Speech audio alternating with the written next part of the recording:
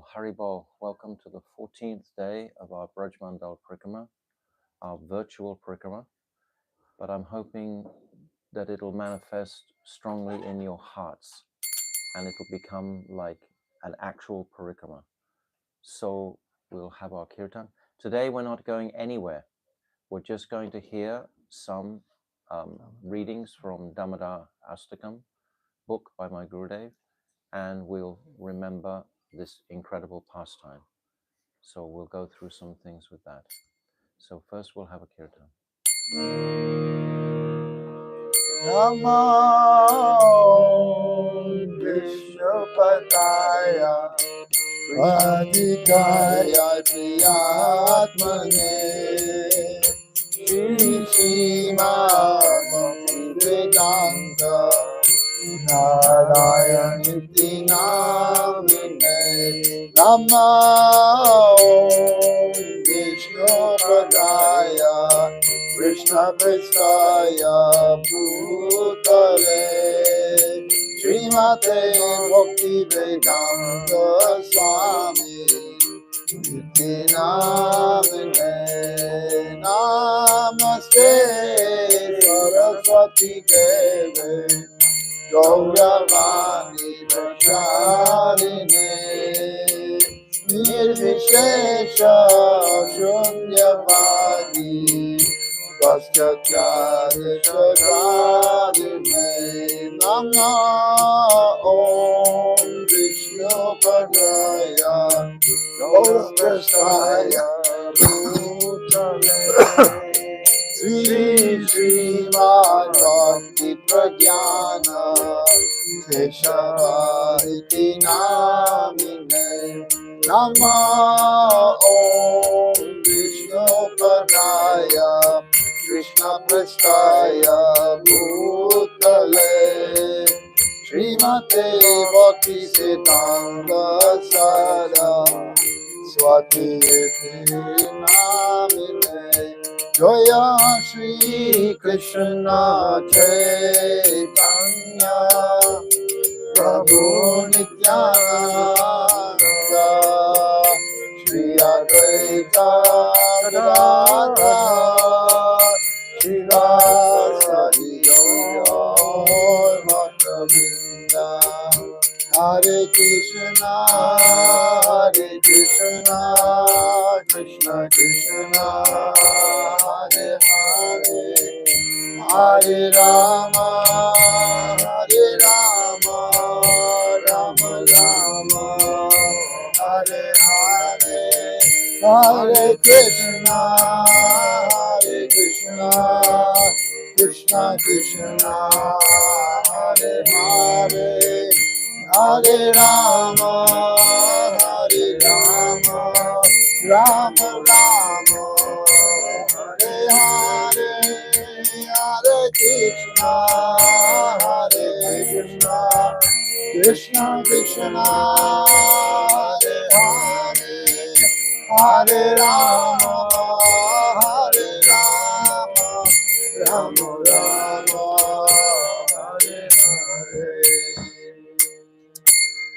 Munindra Vrindavangite Triloka Shoka Harini Prasana Vakramanta Jaya Kunja Bhuvilasini Rajendra Nandamandini Rajendra Solo Sangate Tadakarisya Sriyama Vipakatashabhaya Ashoka Vriksha Vallari Vitana Manda Pasite Pravala Vala Pallava Pravanurangri Komale Parabhayas Purat Kune Prabhuta Sampadalaye Kada Karishya Sihamam Vipaka Takshabhajana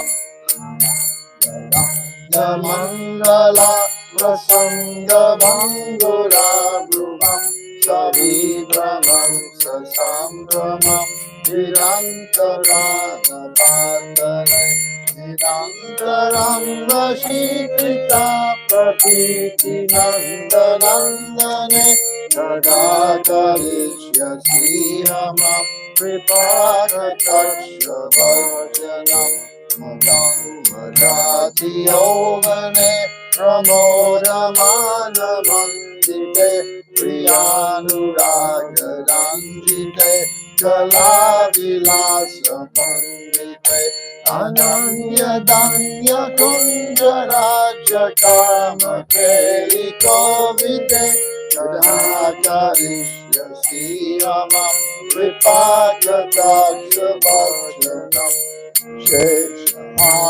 Bhavadira Hira Hara Bhushite Prabhuta Shata Kumbha Kumbha Kumbha Kumbha Susuri Prashasta Manga Hasya Churna Purna Sotya Sagare Kadakarisha Sriyamam Kripakatasya Vajanam Nala Bala Vallari Taranga Ranga Dorlate Ratandralasya Lola Nila Lochana Lokane Kalalulan Nilandano Jamogna Mohanashrite Kadakarishya Sriyamam Kripakatasya Vajanam Alikanshita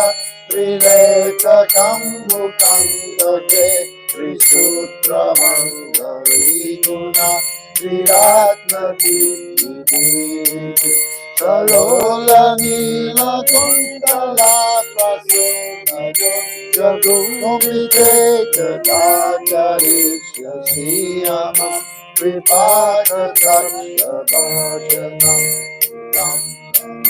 Lambamana Pushpame Kaladune Prashastalana Kinkini Kalabana Samandune Karindra Chanda Dandika Saroha Sobhagarate Kadakarishya Sriyamam Kripakatasya Vajanam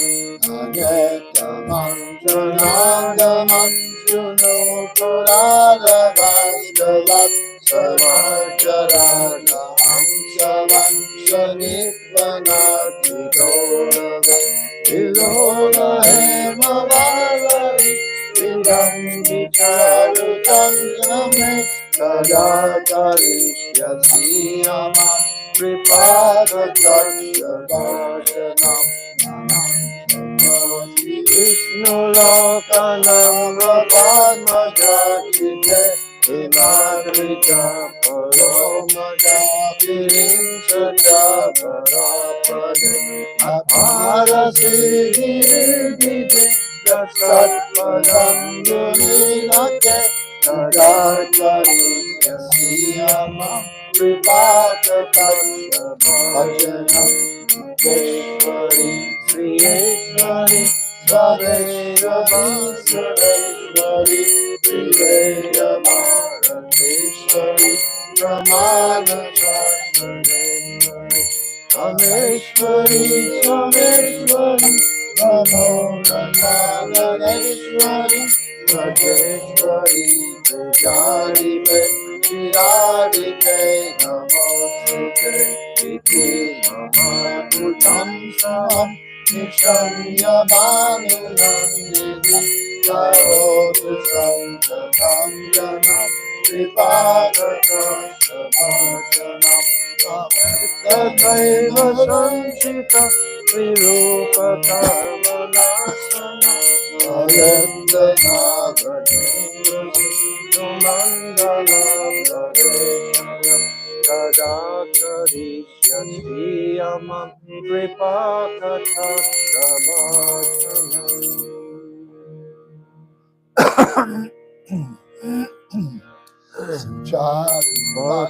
Mandalam Sukarnaratna Kundalam Suchachitanga Chandanam Namami Nandanandanam Sudirga netra pankajam Sikishikam Damodagam Ananda Jyoti Mohanam Namami Nandanam Sudasimadramoktikam Swachandadanta Pantikam Navamburam Gachitanam Namami Nandanam Kareno Vena Ranjitam Ranjitam Dukula Pita Shobhanam Namami Nandanam Srivanga Deha Sundara Nataduti Sudakaram Amulya Ratna Bhushanam Namami Nandanam Sugandha Anga Saurabha Guru Virajita Subham Surashri Vatsalanchanam Namami Nandanam Vrindavana Sunadaram Vilasanagavasham Surendra Garva Mochanam Namami Nandanam Rajandana Sunayakam Sada Sutta Pradayakam Jadannana Pralobanam Namami Nandanam Nandanandanaśvatam Prateya Shraddhayangita Taret Bhavatim Dushkaram Labet Padam Viyumanam Namami Nandanandanam Namami Nandanandanam Namami Nandanandanam Namami Nandanandanam Hare Krishna Krishna Krishna Krishna Hare Hare Hare Rama Hare Rama Rama Rama Hare Hare Hare Krishna Krishna Krishna Hare Hare Rama Rama Rama Hare Krishna Krishna Krishna Hare Hare Hare Rama Rama Rama Hare Hare Hare Krishna Krishna Krishna Hare Hare Hare Rama Rama Rama Hare Hare Jaya Gurudeva Jaya Gurudeva Gurudeva Jaya Gurudeva Jaya Gurudeva Jaya Gurudeva Gurudeva Jaya Jaya Prabhupada Jaya Prabhupada Jaya Prabhupada Jaya Prabhupada Jaya Prabhupada Jaya Prabhupada Prabhupada Jaya Prabhupada Nitai Gaur Hari-katha Hari-katha Hari-katha Nitai Gaur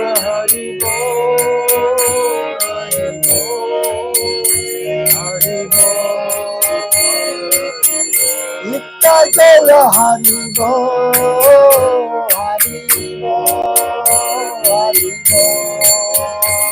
Hari-katha Nitai Gaur Hari-katha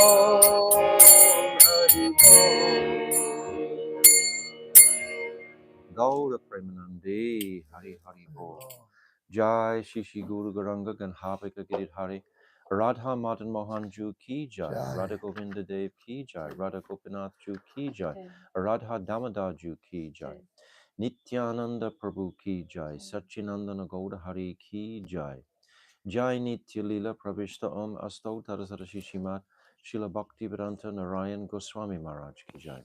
Jai Nitya Lila Pravishta Om Asto Tarasara Shishimat Shila Bhakti Vedanta Swami Shila Prabhupada ki jai. Jai Nitya Lila Pravishta Om Asto Tarasara Shishimat Shila Bhakti Pragyan Keshav Goswami Maharaj ki jai. Jai Jagat Guru Nitya Lila Pravishta Om Asto Tarasara Shishimat Shila Bhakti Siddhanta Saraswati Goswami Prabhupada ki jai.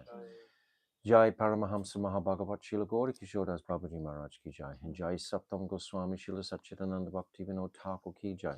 Jai Vaishnav Sarvabhauma Jagannathas Babaji Maharaj ki jai. Jai Srila Baladev Vidibhushan Gaudi Varantaracharya ki jai. Jai Srila Vishnath Chakravarti Thakur ki jai. Jai Narottam Srinivas Shyamananda Prabhu Treya ki jai. Srila Krishna's Kaviraj Goswami ki jai.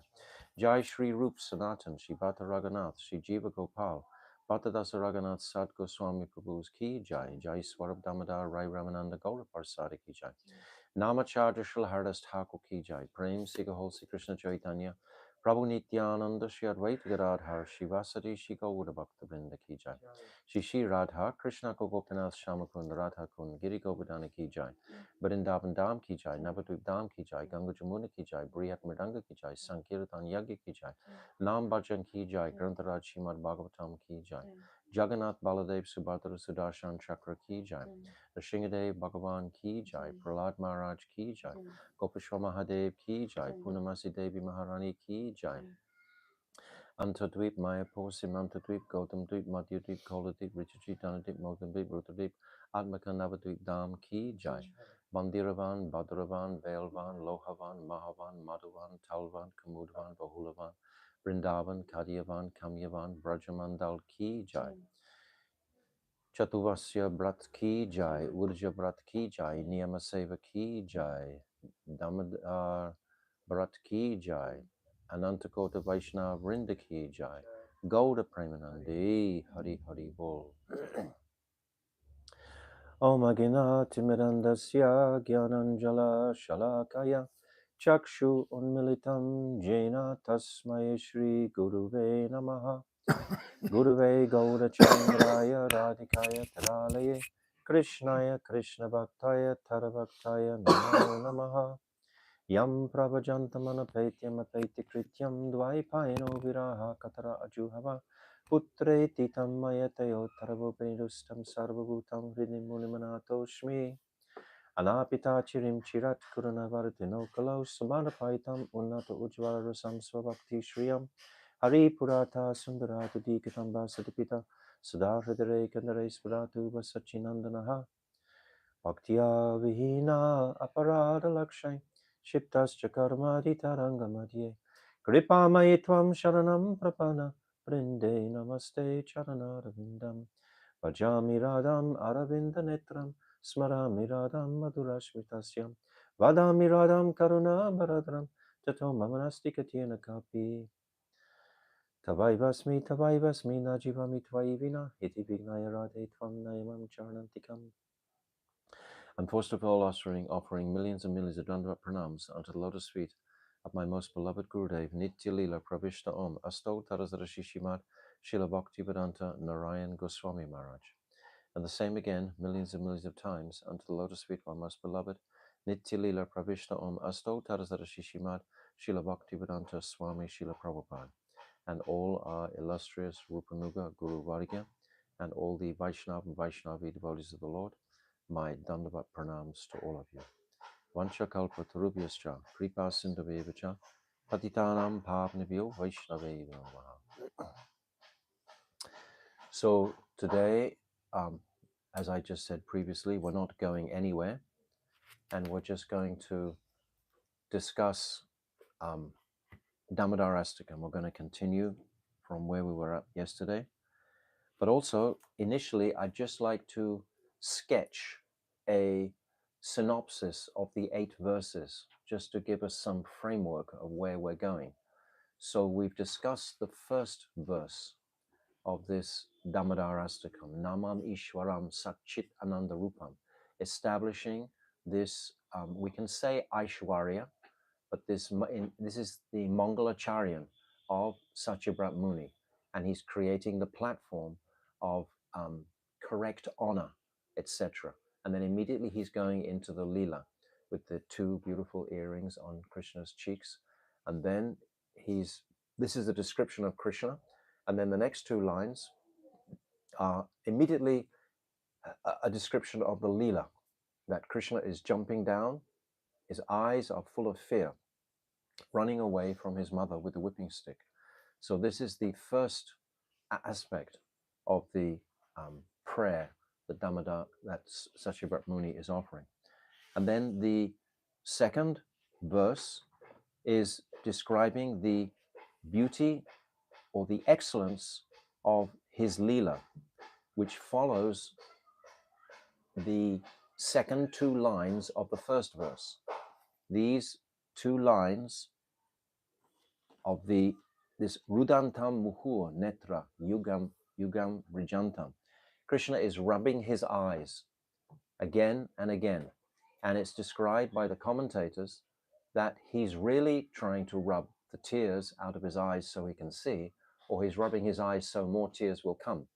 So he just wants to use any trick in the book to slow his mother down from chastising him with that stick. And he's very frightened of this.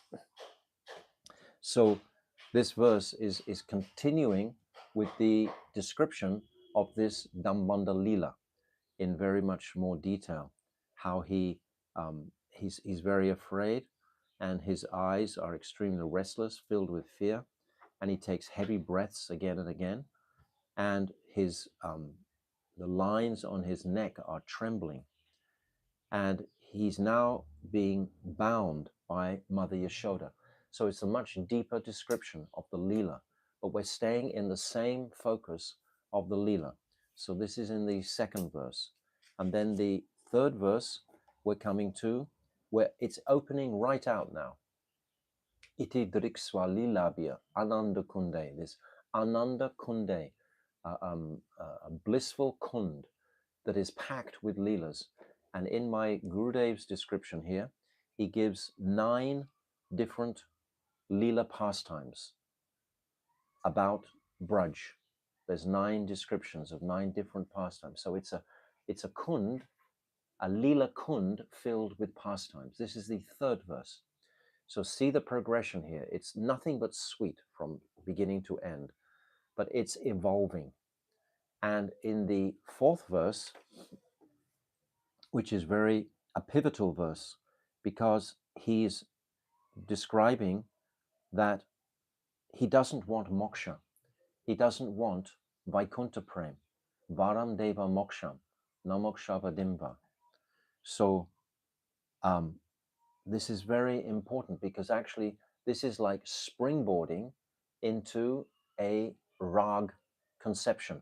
If he doesn't want Navada Bhakti, then there's only one other alternative that he does want.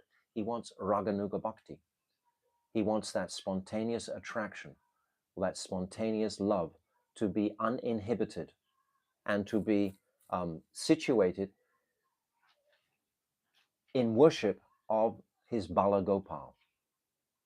This is the fourth verse we're talking about. So it's gone from the first introduction to the Leela. The second is more compounding the Leela. The third is opening out many Leelas.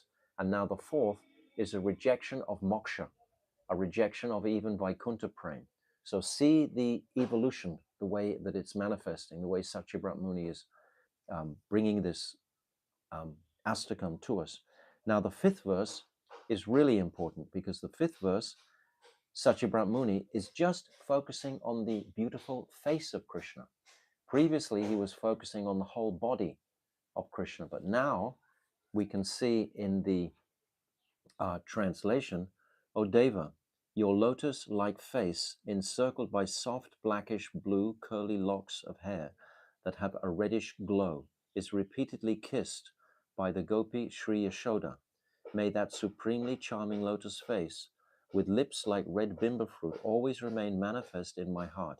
I do not care about millions of other attainments.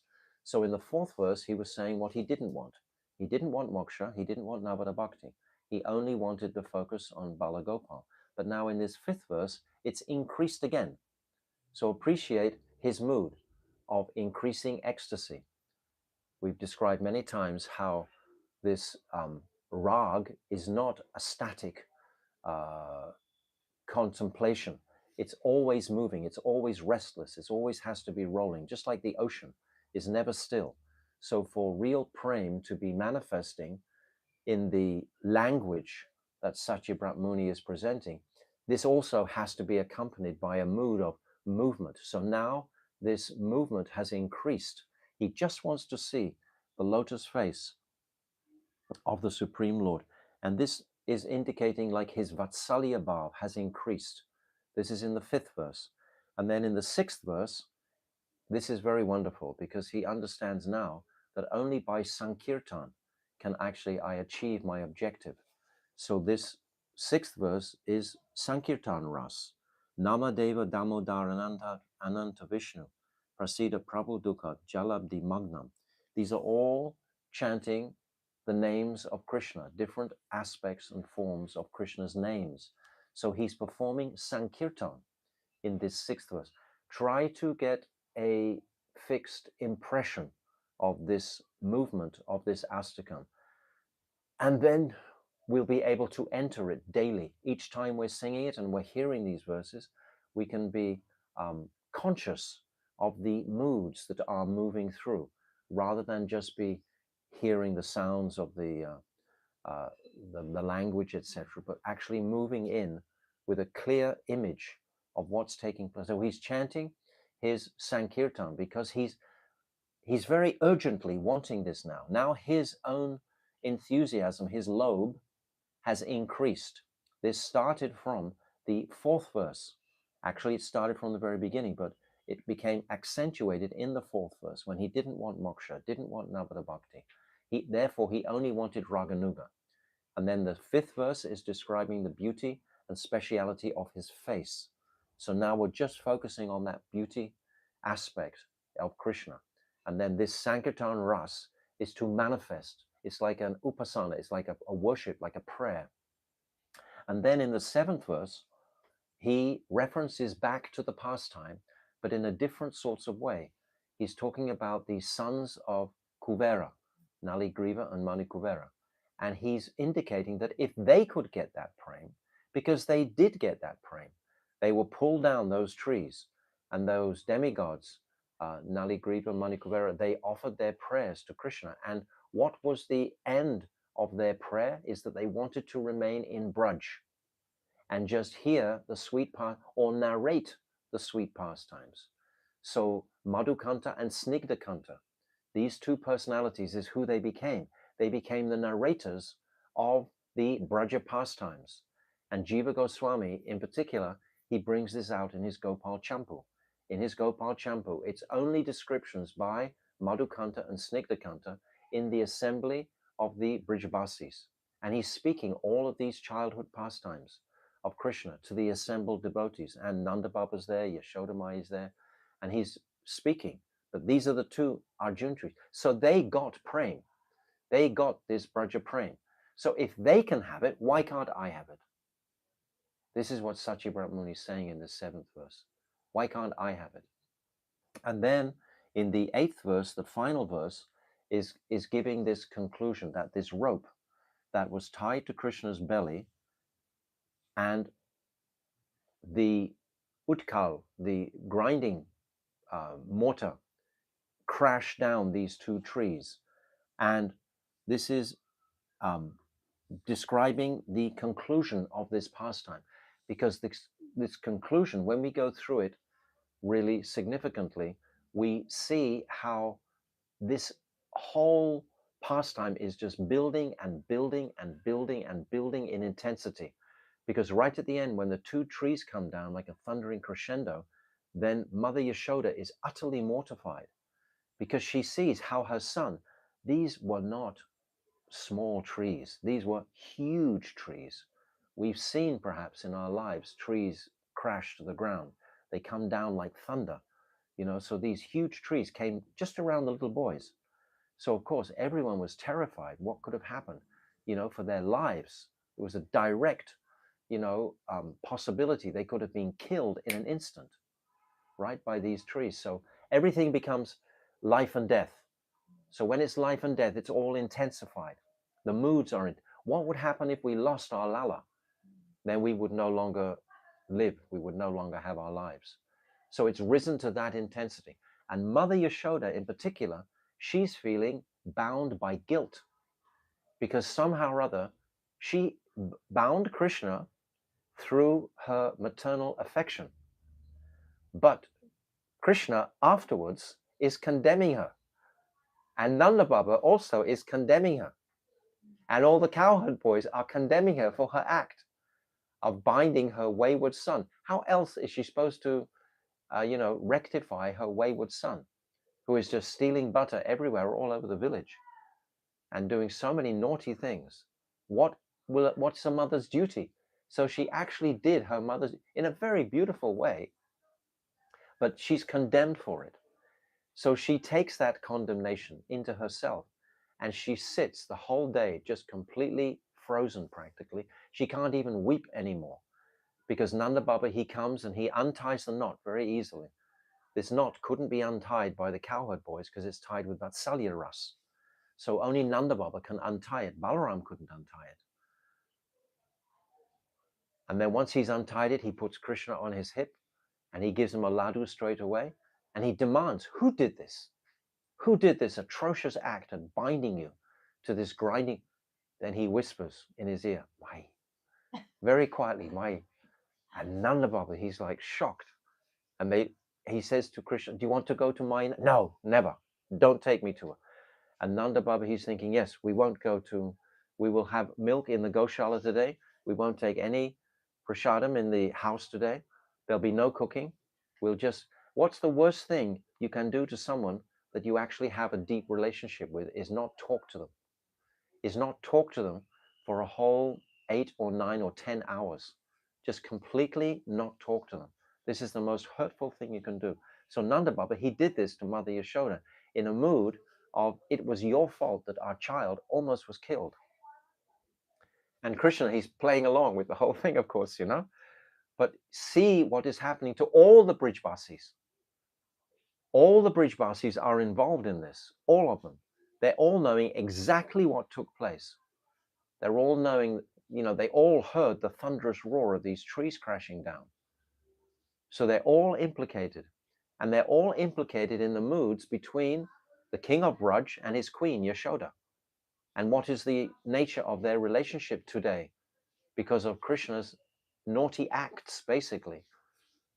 So this is churning the hearts of the Brijbasis, which is exactly the purpose of the pastime. All Krishna wants to do is to extract the very essence of their prem, just like when he calls the gopis and tells them all to go home. He makes them mortified. They think that they are not good enough for Krishna. That's what they think. That's churning very deeply. These types of thoughts and consciousnesses is what the sadhak has to go through. He has to think very humbly like this, even though perhaps I'm doing some sadhan bhajan, but it's obviously not enough because I haven't reached that pinnacle of prem. Because we can never reach that pinnacle of prem and sustain it. You understand? It might come for a moment when you have some wonderful experience, but then it'll just again go. That's the nature. It goes up and down, meeting and separation, meeting and separation. That's the dynamic of prem itself. It's never going to be sustained. It's never going to endure and just stay there. So this pastime is really churning the very deepest conceptions of our Gaudiya Sananta, which fundamentally is founded on rag, on greed, lobha. This lalasamai, this longing, this hankering, this fervent desire. If we have that fervent desire, to render service to Krishna, if that genuinely is becoming inspired in our hearts. Because we see Mother Yashoda during this pastime. She, even though she was so astonished and bewildered by this rope not being able to be tied in a knot, still her determination to bind her son was totally fixed. She was going to go for the rest of the day, even into the night, even into the next day, but she was determined to bind her son regardless. So this type of determination is what the sadhak is praying for. And by performance of our sadhana, then Krishna will drop by drop by drop allow us to have this determination, this hunger, this greed. And by all of the environment that Krishna encourages us to place our consciousnesses in, like during Kartik Parikrama, we're trying to put our consciousness into the beautiful flavor of Vrindavan. Everything. Yesterday we walked on a Vrindavan Parikrama with thousands and millions of people all around the whole Vrindavan township. We heard about some of the temples a little bit, but we were conscious of circumambulating Vrindavan Dham and being with all the devotees, hearing all those songs being sung on the Parikrama trail. This is all udipan. This is all stimulus to remember the sweetness and speciality of this madhurya ras, to completely make us forget practically about the Aishwarya mood. And it's phenomenal that we're able to actually come to that state of consciousness, which had never been given publicly previously to Mahaprabhu. Understand how exclusive this is. This is so exclusive. It was Mahaprabhu who brought these precepts here. This Astakam was written millions of years ago. But what was the extent of the sadhak's appreciation of the Astakam? Just like Srimad Bhagavatam was written 5,000 years ago. Parakya Ras is very clear in the Bhagavatam. But who could understand that Parakya Ras?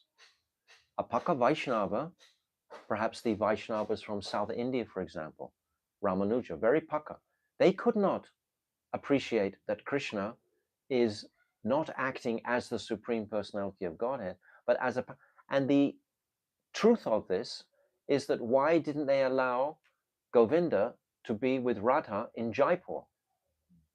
Back at that time, this was only 300 years ago, 250, 300 years ago, is when Baladev Vidyabhushan had to go to Jaipur to write that Govinda Basya, to give authenticity to Radhika standing beside Govinda Dev. So that wasn't even permitted on the planet 250 years ago. And yet here we are talking about this lobe, this greed for Madhurya Prem. And something is coming in the heart of the sadhak. Otherwise he wouldn't read it. He wouldn't be singing it every day. He wouldn't be hearing these truths if something wasn't coming. And where is it all? Where does it have its origin? It has its origin in Chaitanya Mahaprabhu. Krishna directly himself. We said previously, Krishna is Lila Purushottam, 5,000 years ago.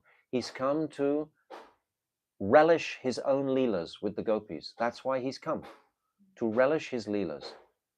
And we were discussing the other day how Boma Vrindavan is so exceptional because all of these truths manifest as an apparent reality in earthly pastime. In the apricot world, gopis just have conceptions that they have husbands. They don't really have husbands, but they have a conception that they have husbands. But in this Boma Vrindavan, in this Prakat Vrindavan, they really do have husbands. And the demons who come, they really are demons. So everything has an extra potency to it here. So this Boma Lila is very attractive to Krishna. Krishna is very attracted to this Boma. Otherwise he wouldn't do it. Krishna only does what he is inspired to do. So even 5,000 years ago, that Lila Purushottam was Krishna. But he's not the same as Prem Purushottam, who is Mahaprabhu. Mahaprabhu is coming to give us a direct experience.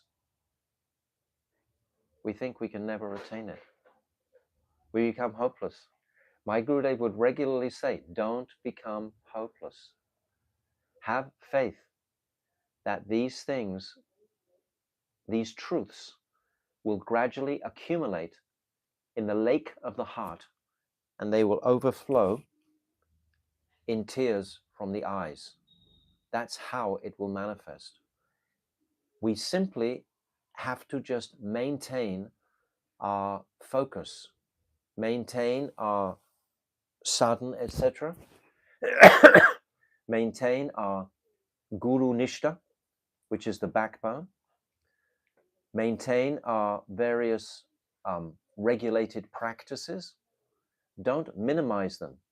Don't suddenly think, well, why should I go to Mangalati? Why should I get up on a cold winter morning and do like that? Krishna is very pleased when he sees he's very pleased when he sees us performing Ekadashi.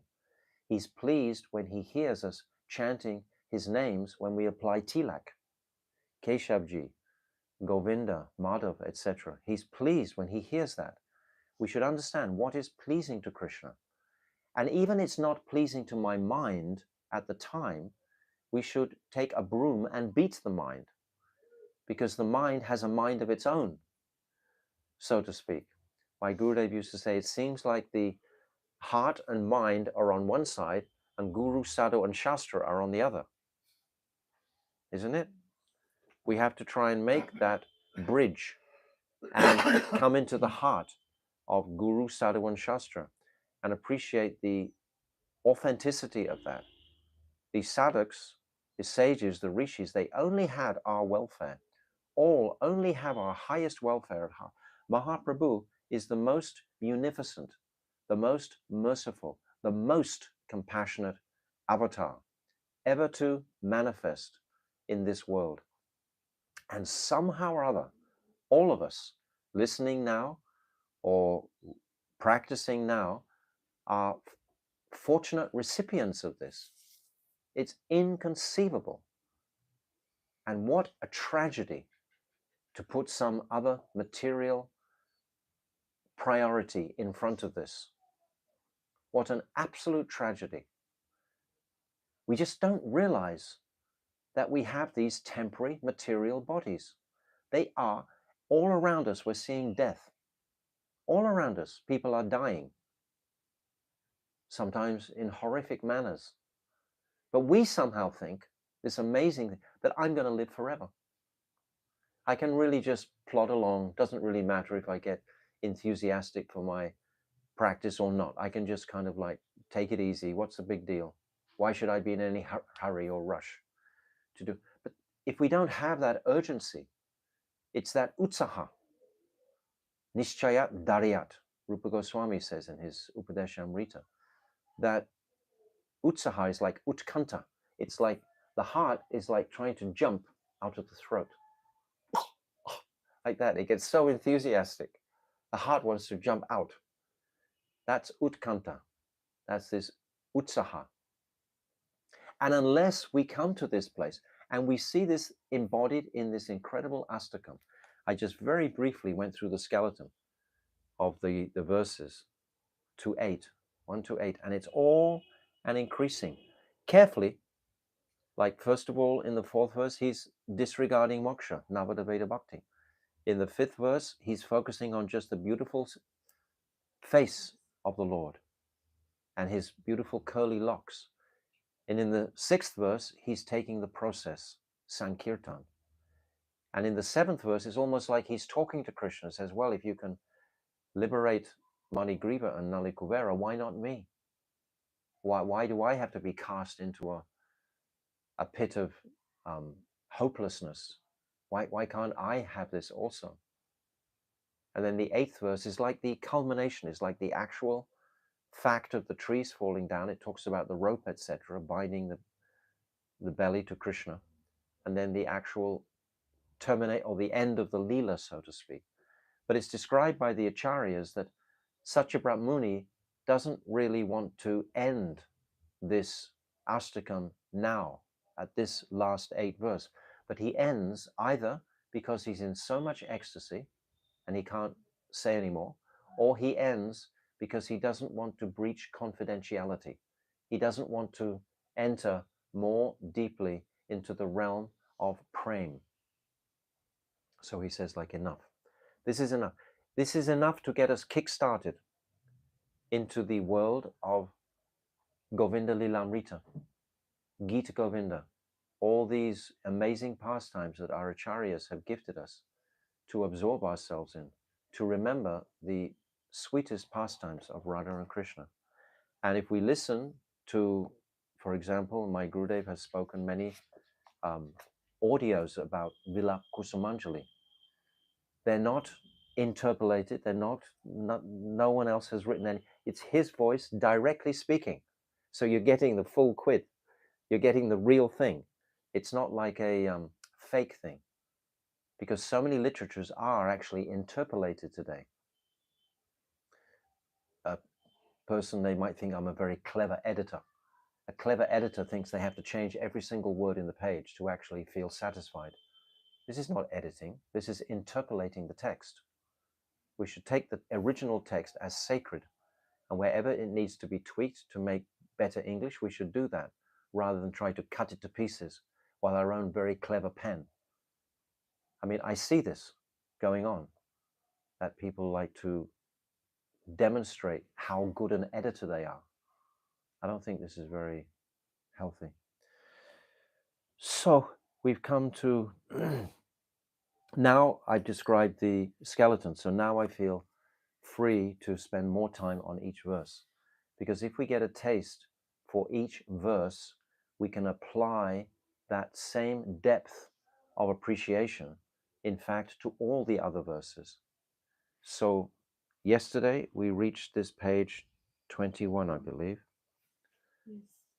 And I'm going to just read and see where we go with it. So on page 21, so please try to appreciate that synopsis I've just given and scratch it down, write it down somewhere so that you can glance at it in a moment and be refreshed. Because we're going to sing this Astakam every single year for the rest of our lives. It's not just like a passing Astakam, oh yes, I'll just park that for the rest of my life. No, it's ongoing. Why? Because it's such a respected and regarded 8 verses by all of the acharyas. They all comment on, especially Sanatana Goswami, whose tika that we're actually basing this on. Srila Bhakti Prahlad Keshav Maharaj is giving his tika, and then my Gurudev is giving his tika. So this page 21. I'm just reading now from my Gurudev's commentary. So in chapter 9 of the 10th canto of Srimad Bhagavatam, there is a description of Damodar-lila. So we go straight to there. This Damodar-lila is non-different to Bhagavatam. It's coming from the Bhagavatam. So it's just a deeper appreciation for the Bhagavatam. Where has the Bhagavatam come to this point? We've come in the 10th canto, we've come from Mathura. There were 4 or 5 chapters about Mathura. We remember how Devaki and Vasudeva, they're on the marriage chariot. Kamsa, the brother-in-law, he's taking the reins. Then he hears the aerial voice. Don't you know that the 8th child of your sister is going to kill you? And this transition, this is like demons. Demons are completely bipolar, totally. If you know, they're nice one second and the next minute they're like horrific, absolutely horrific. That's the nature of a demon. He's being very amicable, taking the reins, demonstrating affection for his sister. It's not really his sister, it's his stepsister, actually. He's born from a demon in the womb of Padyavali. So, but then he hears the aerial voice and immediately takes out his sword, grabs his sister's head, and within a second, he's ready to brutally murder her in front of these huge crowds of people. her new husband. How shocking. This is how the 10th canto opens, showing us the ferocity of this demon Kamsa. And I've said many times in relationship to all the other demons, how Kamsa is the biggest demon, the most brutal demon of all of them. Originally, he was the son of Hiranyakashipu, and then he takes birth in this birth because he's cursed by his father to kill his own sons. He's cursed. This story of Kalanimi. This is described in the 7th canto of the Bhagavatam. So it goes from this dramatic pastime, then all of a sudden, Vasudeva, he takes Krishna across the Jamuna into Gokul. And all of a sudden, we're touching this amazing land of Vrindavan. And then we're getting engrossed in Vrindavan, and suddenly Putana arrives. And a little while later, Shakatasura has arrived. And a little while later, Trinavrata arrives. And now this drama of the twin Arjun trees has manifested in Gokul. So there's never a quiet moment, so to speak, in Braj. It's always about the dynamic of churning. And we're hearing constantly about the exquisite, sublime backdrop of the beauty of Braj itself. The trees, the birds, the bushes. This is what we experience when we're actually out on Parikrama. Your consciousnesses can get lost in the absolute beauty, the stunning beauty, because many times we go to places that practically are off the beaten track. They're not on the bus road. We have to walk like 3 or 4 miles to get to some places. And when these are like, they're not populated very much. And they're very much like they were almost 5,000 years ago. You see ladies walking around with 2 pots on their heads, sometimes 3 pots on their heads, and they're carrying a child at the same time. I mean, there's a mood of Braj flavor that we can witness.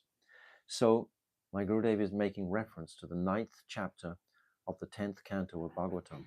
There is a description of Sri Damodar-lila.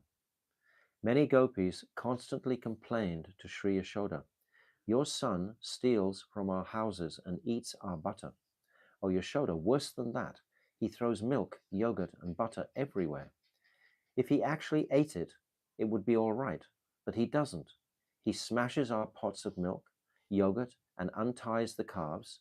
How can we tolerate this daily loss of milk and yogurt any longer? We have all decided to leave your settlement of Braj and live elsewhere." Number one, Krishna is taking the gopis' milk and butter because they want him to actually take it. They are churning this butter, hoping that Krishna will take that butter. And why does he smash everything? Because it brings attention fully to himself. And they want to catch that little boy. This is Krishna. We see in the pastimes of Mahaprabhu, he performs similar acts, even more traumatic with Mother Sachi. He makes Mother Yashoda almost inferior to Mother Sachi. There's a time when Mahaprabhu, he wanted the garland to go to the Ganga. His father had left this world. His mother didn't have the garland instantly. Mahaprabhu went into a towering rage, an absolute tower. He went into the house and he smashed everything in the house that could be smashed. He broke the door, he broke the windows, he broke all the bags of spices, etc., that were hanging. He broke everything.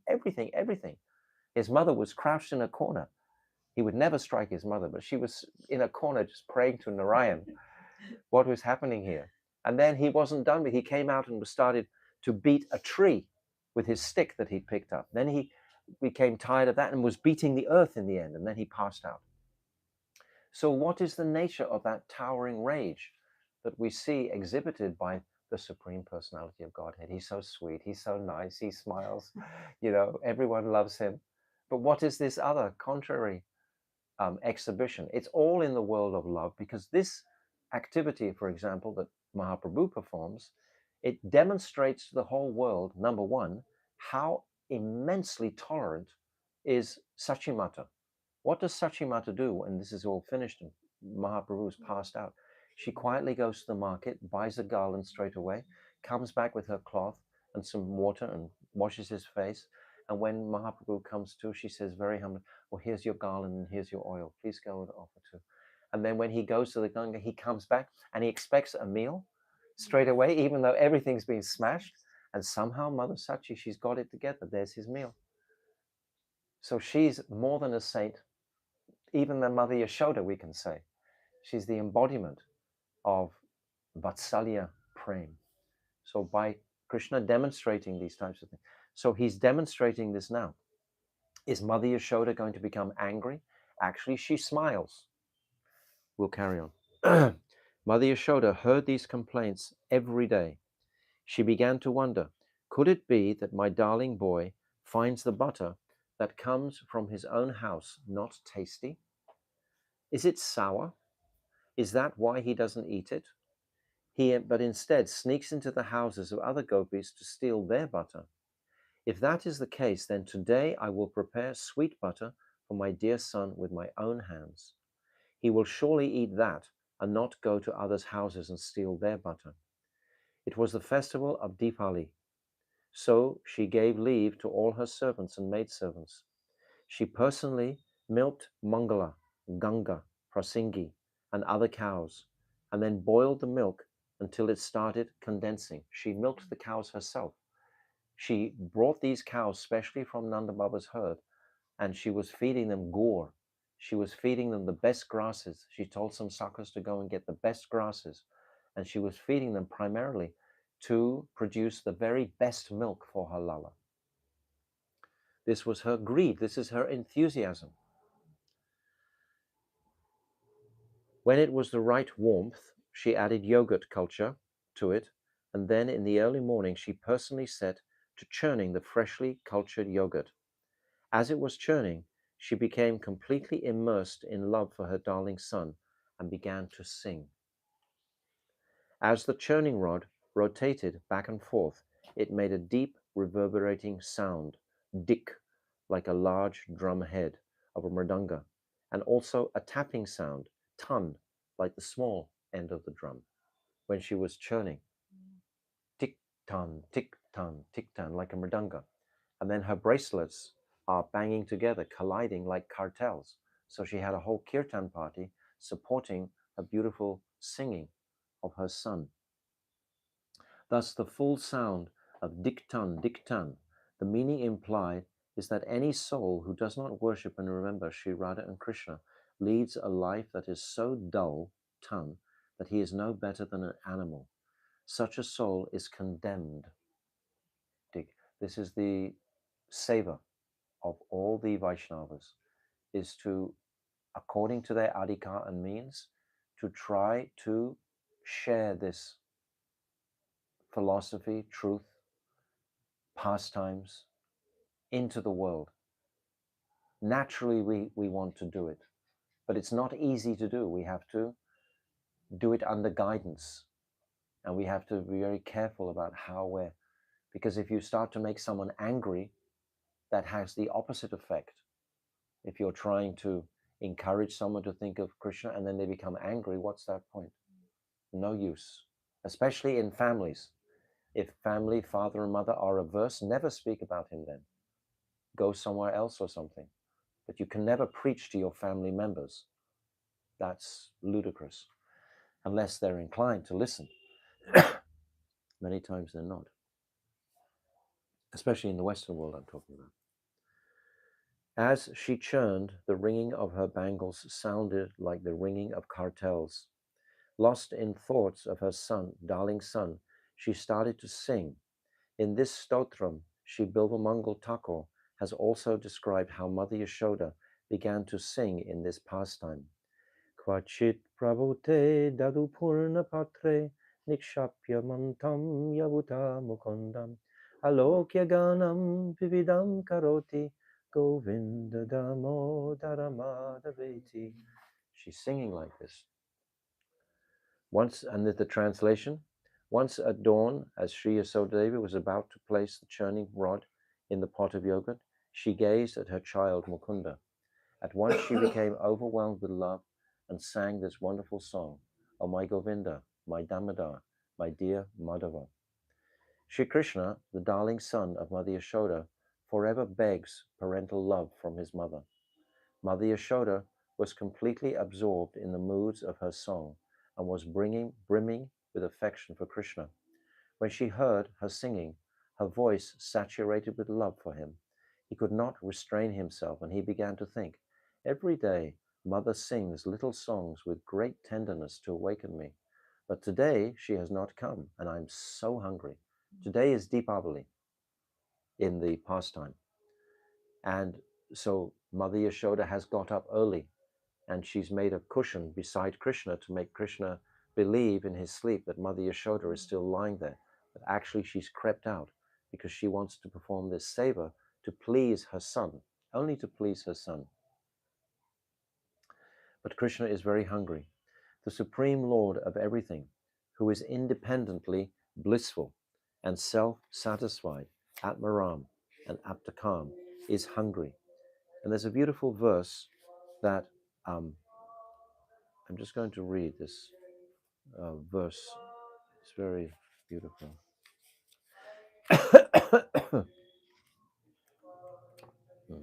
I'll find it. Oh, yes. No. This verse, Karmani anihasya bhavo bhavasyate. Yeah. Karmani anihasya bhavo bhavasyate. Durgashraya tari bayat pralayanam. Kalak mano yat pramo yuteshram. Swatman rate kidyata dira vidam iha. This is from the third canto, chapter 4, verse 16. And this is saying that Krishna, he's born, and yet he's birthless. He's without birth. He works and he doesn't work. Karmani anihasya bhavo bhavasyate. And then he's fear personified himself, and yet he runs away in fear and takes shelter of a fortress in the ocean. He's both simultaneously. And then he's the most renounced personality, and yet he remains in an ashram with 16,000 queens. So this is completely contradictory. So it's saying, this is Uddhava is saying this verse. Uddhava is a Jnani Bhakta. And it's saying, how can scholars understand this personality of Godhead? They're trying to understand a transcendental object by their material senses. It's only when we purify our existence and come a little bit towards the transcendental state of consciousness that we can understand transcendence a little bit. Transcendence can only be understood by transcendental vision. How can a materially contaminated person understand transcendence? He can't. Even if he studies all the books in the world, you can't access transcendence through material study. You can only access transcendence through connection with someone who's already transcendental. 100 million trillion %. You cannot do it like a yogi. It's not a yogi's path like that. If we want this path of Ragmarg, if we want to actually connect with transcendence, we need to connect with someone who is of that transcendental nature, who has that current. Then I can connect with that current. This is Guru Nishta. Without this, then you cannot move forward. And all the acharyas, they all support this conclusion. So Krishna is Aptakam and Apmaram, yet he was hungry, and he began to cry loudly for his mother's breast milk. My dear Lord, how glorious you are. On this day, the effect of Sri Krishna's crying remained unknown to anyone. It simply merged into the fathomless ocean of Mother Yashoda's parental affection. No one heard his crying, for she was so absorbed in her Sankirtan that she was unable to hear him. With great difficulty, Kanaya, who was lying on his belly, moved little by little to the edge of the bed. He's very small, and the bed was high like this. He's just a little tiny toddler. How is he going to get down? He can't get down. So he slid on his belly, and then he's waiting for his feet to touch the ground. He's trembling, and he's in anxiety. When is the ground going to come? When is the ground going to come? Finally, the ground is there. Oh, I'm safe. but there's some tension there getting to the ground. He was lying on his belly, moved little by little to the edge of it, and then got down. Rubbing his eyes and crying, he somehow made it to where his mother was churning, tottering like an intoxicated elephant along the way. This is Krishna. He caught hold of the churning rod and stopped it from twirling. Mother Yashoda's absorption broke. Seeing her darling son by her side, she immediately sat him on her lap and began to breastfeed him. Just by seeing her dear Krishna, her limbs became decorated with all the Asta-sattvika bhavs, the 8 types of bodily transformations arising from love of God. Furthermore, the special emotion of motherly affection manifested, namely milk, began to flow from her breasts with no extraneous effort at all. It just flowed. According to the Bhakti Rasamrita Sindhu, baby Krishna is the Vishaya Alamban of Vatsalya Ras. That is, he is the object upon which motherly love depends. His mother, Sri Yashoda, is the Ashraya Alamba, or the reservoir of love for him. Baby Krishna's gorgeous face is the Udipan, or the stimulus that rouses mother's love. And Mother Yashoda's tears and standing on end of her bodily hairs, the milk flowing from her breasts and so on, are the Sattvika bhavs, or transformations of ecstasy in her body. All of these ingredients of love, namely Vibhav, Vishaya Alamban, Ashraya Alamban, and Udipan, Anubhav, deep emotions that are realized through outward expressions of the body, and so forth, then combined with Mother Yashoda's own Staibhav, namely Vatsalya Rati, and began to make her relish Vatsalya Ras. Suddenly the milk started boiling over, as if it were thinking, Mother Yashoda's breasts are the source of all the milk contained within all the universes. Her supply of breast milk is inconceivable, and the stomach of baby Kanaya is not at all small. All the universes can be fit inside of Krishna's abdomen, and all the universes are flooding with Mother Yashoda's milk, so there's no end to this. So the milk is thinking, what's the purpose of my life? Why should I remain in this pot? She will never tire of breastfeeding him, and he can drink milk forever. In that case, I will always remain bereft of the opportunity to serve Sri Krishna. Therefore, it is pointless to maintain my worthless life, a life devoid of service. Thinking like this, the milk began to sacrifice himself into the fire. Everything in Braj has consciousness. Everything is awake. So the milk also has consciousness. Practicing devotees, sadhaks, should also have this type of anxiousness.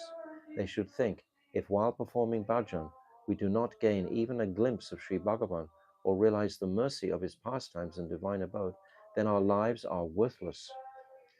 Deprived of seeing Sri Gaur Sundar and his associates, Sri Narottam says, Pashane kutabe mate anele pashibo, Gauranga gunera nidhi kota gela pavo.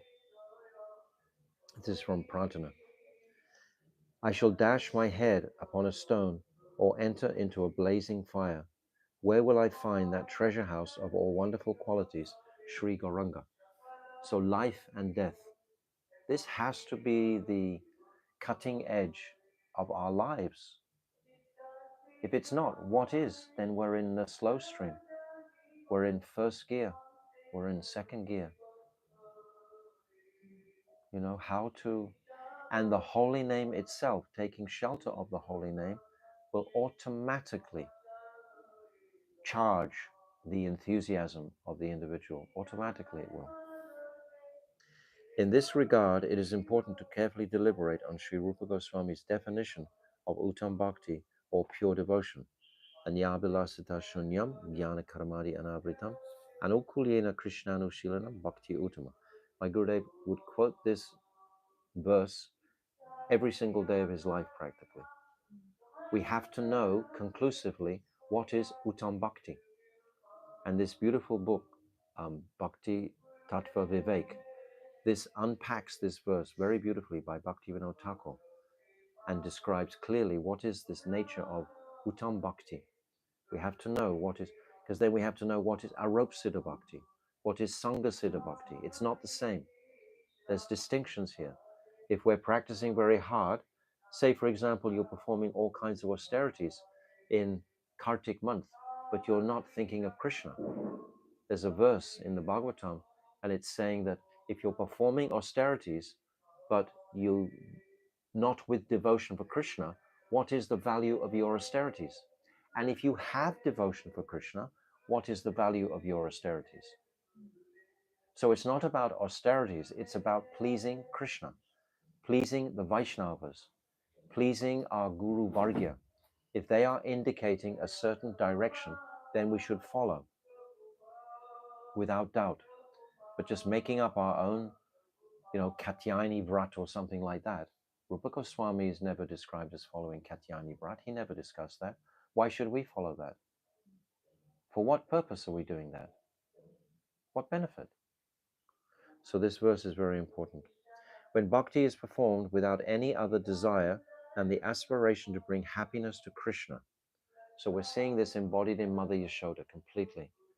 Every particle of our existence is only to bring happiness to her Kanaya. Every particle. But this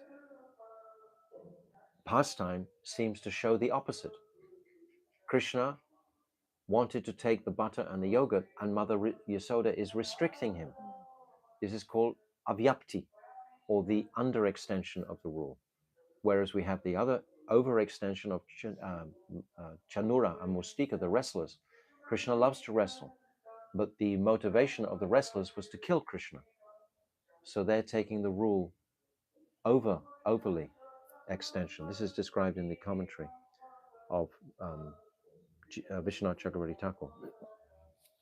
When bhakti is performed without any other desire than aspiration to bring happiness to Krishna, when it is not covered by the endeavor to accumulate dry knowledge, result-orientated work, or any other practice for attaining a goal unrelated to him, and when it is cultivated solely with the favorable disposition towards him and for his benefit, then it is uttam bhakti, supremely pure devotion.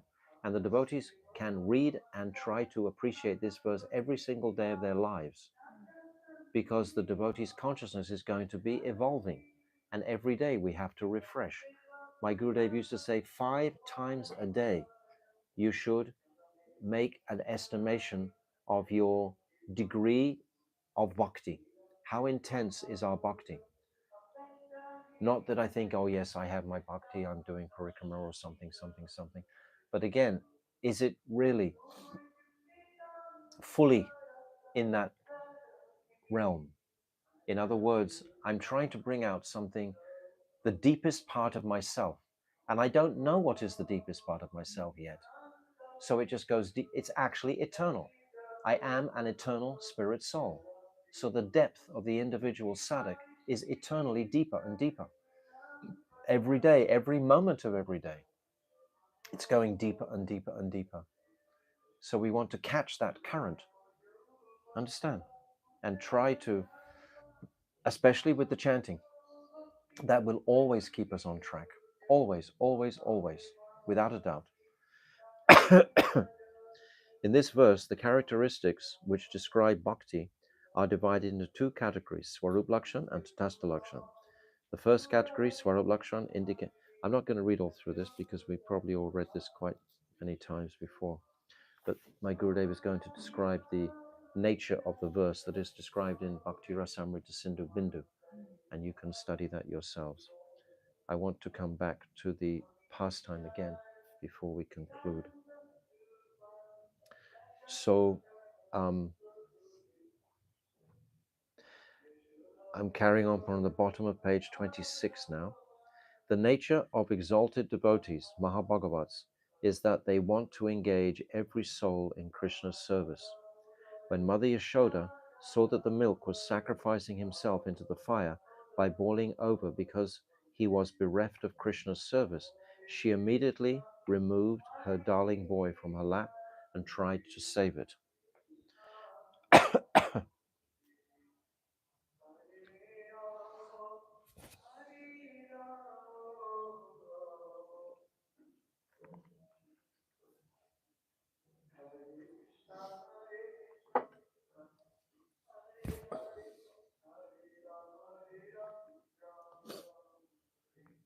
With both of his hands, baby Krishna firmly caught hold of his mother's breast, and with his legs he clung to her waist. He held on to his mother in this way with all his might. Putana, who had the strength of 10,000 elephants, could not free herself from his grip. But in the presence of Mother Yashoda's Vatsalya Prem, Sri Krishna, the possessor of all potencies, could not stop her from putting him down. Appreciate this. With one hand, Mother Yashoda easily pushed him down from her breast. When she removed him from her lap, sat him down nearby, and went to save the milk. The Siddhanta behind this incident is that Mother Yashoda's love for Sri Krishna is much greater than his love for her.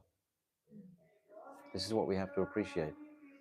Mother Yashoda's, like in Sachimata, this example that I just gave previously, her love was so extreme for Nimai, young Nimai. She was able to tolerate that, and that pastime brought out her greatness. This pastime is a glorification of Mother Sachi. Really and truly, it really glorifies Mother Sachi. That's the purpose of that pastime.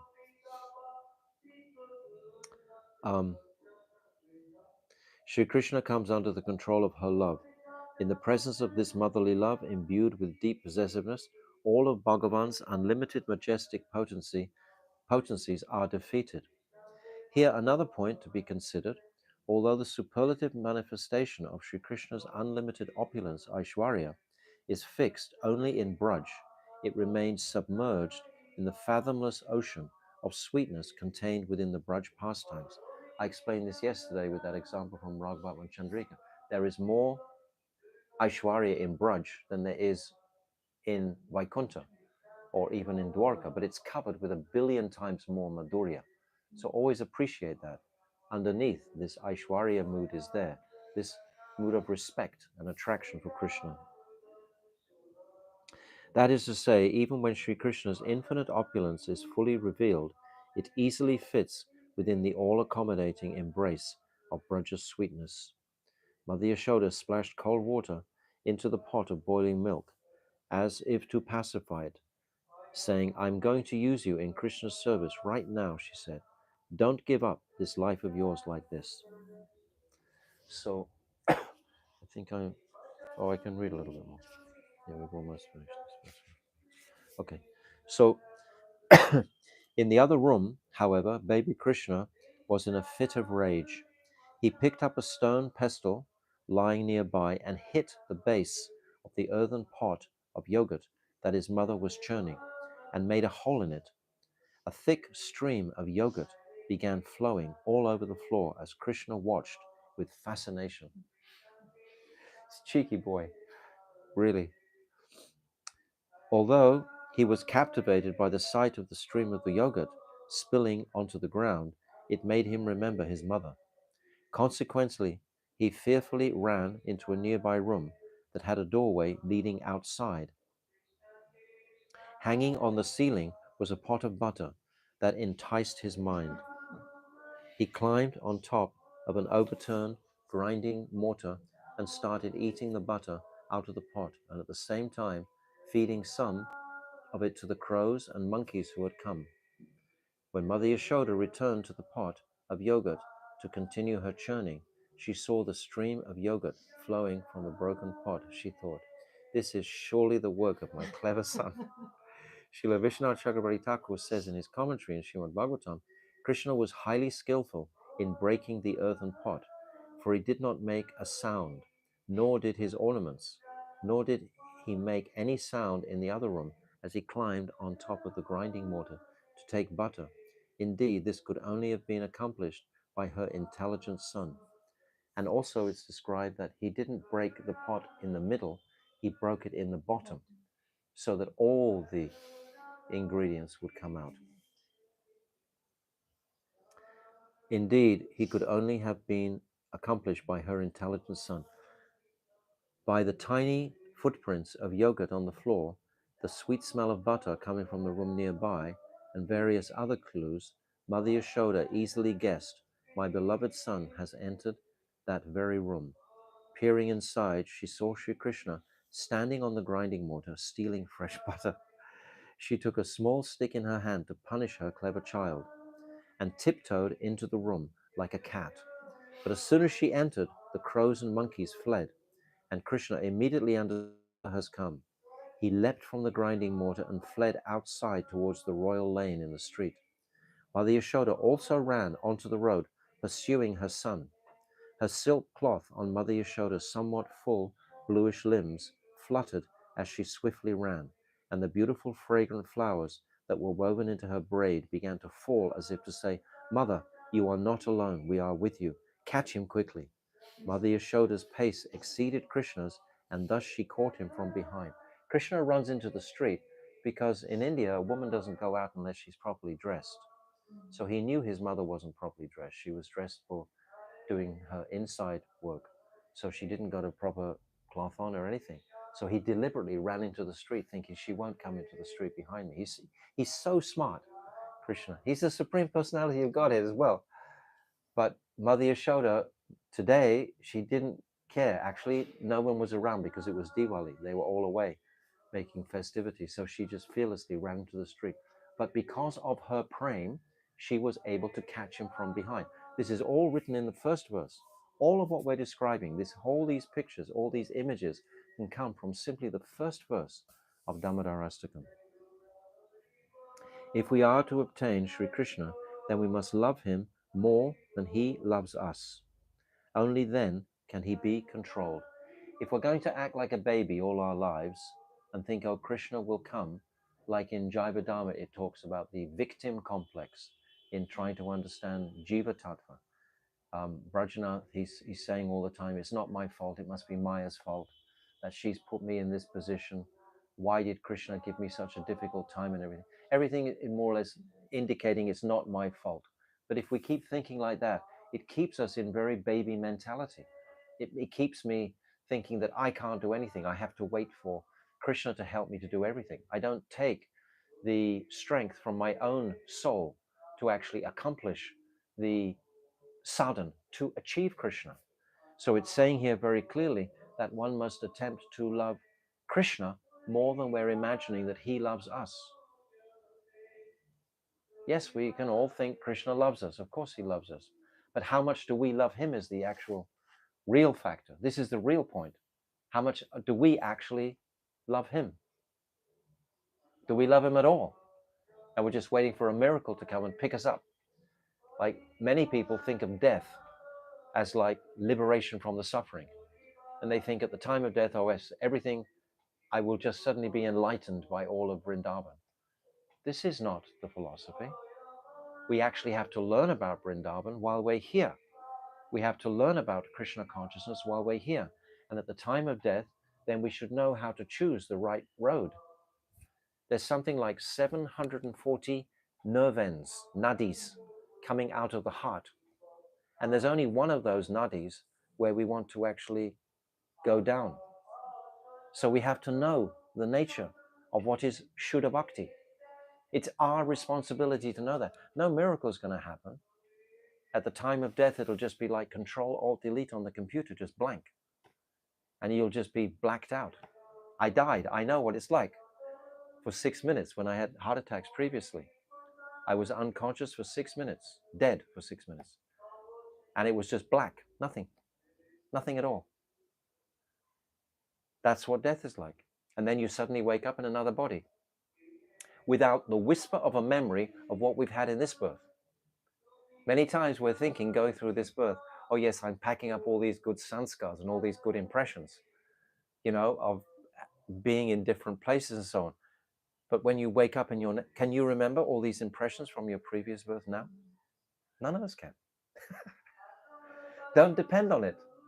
Don't think you're packing a little bag for your next birth. It won't come with you. We tend to think like that.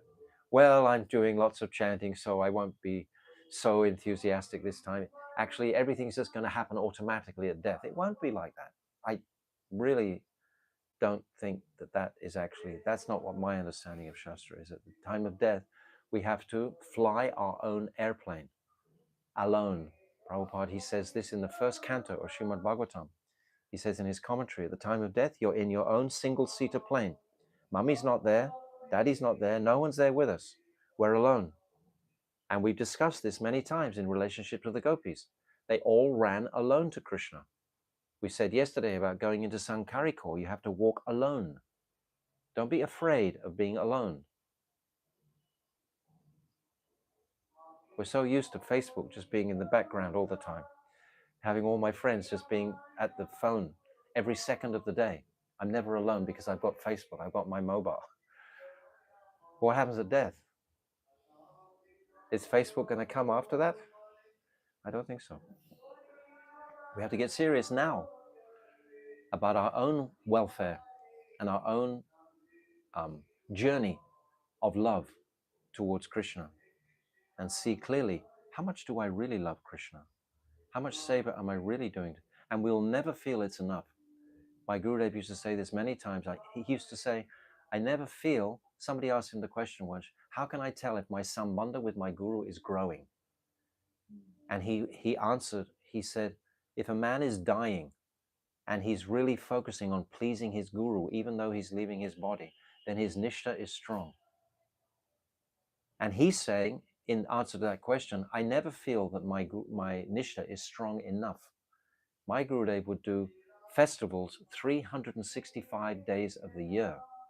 Wherever he was, in the evening, he would have kirtan and devotees speaking, or he would speak every single day of the year. But he never felt that he was pleasing his Gurudev sufficiently. So we should never have that complacent mood that, yes, I've done enough. Then immediately you're not out of even first gear. You're still traveling in first gear. You haven't even moved. So there has to be this hunger. This is what this pastime is demonstrating, this hunger. Krishna's hungry for his mother's love. We will also have to love him with greater intimacy, Vishrambha Bhav, with the same simple, natural attachment, Lokik Sambandha, as the residents of Braj, especially the Gopas and their wives. Sri Krishna may be pleased by love that is mixed with the moods of awe and reverence, Aishwarya, but he cannot be controlled by it. So I read that verse the other day in the Adi-lila chapter 4, verse 17, where Krishna is saying, the whole world is filled with the knowledge of my majesty, but love weakened by that sense of majesty fails to control me. I'm only controlled by love. Just see, with the mood of a simple mother, Sri Yashoda naturally regards Sri Krishna as her son and chastises him. Sri Krishna is offered worship everywhere else, but when he is in Braj, he is the servant of the inhabitants of Braj. He is the servant, and the inhabitants of Braj are his masters. They're all his masters. On the command of the gopis, he begins to dance. He puts Nanda Baba's slippers on his head and delivers them to him. Under Yogamaya's influence, he forgets his supremacy and acts his pastimes as an ordinary human child. This is called Madhurya Lila, Sri Krishna's honey-like pastimes. Although Sri Krishna's pastimes in Braj are full of opulence, that opulence does not even slightly stifle the love that the inhabitants of Braj have for him. Just like when Mother Yashoda looks in the mouth of Krishna and she sees inside him all the different universes. She's not thinking, oh, my son is specially empowered. She's not thinking for a single second, this is not my son. She's thinking some ghost must have come in here, or someone's trying to disturb him. So they're never influenced by Aishwarya. Nanda Baba also. Instead, it invigorates their honey-like love, causing it to condense even more. This is the speciality of the love in Braj. This is what I've been saying all the time, how this condensing love with all the different demons, it was condensing. When Putana came, they thought Krishna was going to go forever, be taken by this demon. They had heard of demons, but they'd never seen demons like Putana. And then when he went into the sky with Trinavrata and the Shakatasura tried to crush him, etc., these different, and then the twin Arjuna trees are falling. The practicing devotee, sadhak, should also desire to perform activities that will melt Krishna's heart. How can we know if we're melting Krishna's heart? How can you know? When Guru is happy. Yes, very good. Very good. This is our only indicator. If Guru is happy, yes, then Krishna will be satisfied. If Guru is not satisfied, even though I can remember in my personal life with my Gurudev, I would do things that I thought were very accomplished for him. I can remember I made this audio of the Jaiva Dharma and I handed him the CD. He just looked at it, oh yes. He didn't think anything of it. It knocked me out for like months making it, but he didn't think anything of it at all. So it wasn't particularly sad. But later on, he wrote and said that he really appreciated it. But at the time, he didn't want me to become proud of that. And similar other things that I'd done that I thought would be, because I hadn't checked with him first. This was my big error. I hadn't gone to him and said, oh, Gurudev, I want to make, an audio, for example. I didn't go and share that. I can remember once when I did go to him and I wanted to make some special advertising for our Vraja-mandala Parikrama. There was an artist and he had made these beautiful tilak marks with love, etc. And I wanted to support this man and put these posters up all over Braj. So I went to Gurudev and said, oh, can I make a collection to support these advertising posters we want to put all over Braj? And Gurudev said immediately, nonsense. This is what he said. And I said, well, can I go and collect for it and just try it anyway? I mean, I was pushing his arm, He said, all right. And then I came out of the room and someone immediately, they offered me 70,000 rupees to perform this, to get these. They were intrigued by it. So I ran straight back to Gurudev and said, oh, Gurudev, I got 70,000 rupees already. He said, give it to me. He took it off me instantly. And he said, now you can go and make some more. I couldn't believe it, Anyway, I went and made some more and made the posters and we put them all over Vrindavan. And you know what? It didn't have the slightest effect at all. I was revved up about something with a sort of creative mentality that this would be really supportive of our Parikrama. My Gurudev didn't think it was going to be worth the while at all. He tried to tell me that, but my stubborn brain wouldn't accept it, I still wanted to go ahead. But my Gurudev was very flexible like that. If he sensed your heart was on fire for something, he would say, all right, no harm, do it. Because he knew that was your desire. Even though he knew that the result would be negative. He would still let you fulfill your desire and find out for yourself what a useless act that was. So anyway, Guru is very expert at all kinds of things like that. So the practicing sadhak should also desire to perform activities that will melt Krishna's heart. Shri Krishna will not be able to resist him for very long. He will accept that devotee with his whole heart and immerse him in his own sublime service. What's that verse? Kleshagni Shubhada Moksha Lukhata Krit Sadulava Sandra Ananda Visheshatma Sri Krishna Akashani Chasa. This last Sri Krishna Akashani Chasa. This prem is attracting Krishna. That prem will attract Krishna. These are the three: sadhan bhakti, bhava bhakti, and prema bhakti. That prem will attract Krishna. So how can I attract Krishna should be my solid thought. So this is the end of the verse 1. So these are some thoughts to appreciate and consider. And I hope that you got something from the 8 verses that I referenced initially, like a skeleton map. We can even encapsulate those and put them on our WhatsApp thread for the devotees to look at.